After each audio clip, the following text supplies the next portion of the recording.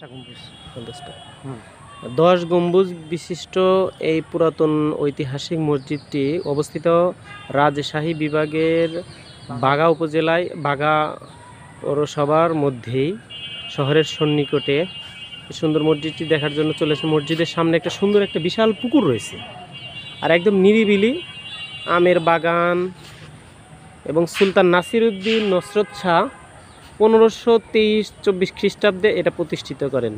প্রায় 500 বছরের পুরাতন এই ঐতিহাসিক মসজিদ দেখার জন্য আমরা চলে আসছিলাম। আপনারাও সময় নিয়ে পরিবার পরিজন নিয়ে মসজিদ দেখার জন্য চলে আসুন।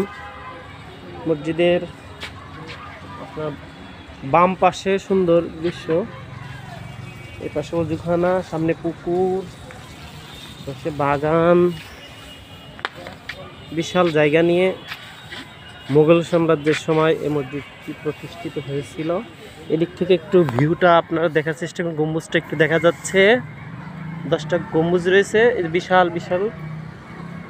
হ্যাঁ, তাল গাছ, নারিকেল গাছ, সব পুরাতন গাছ।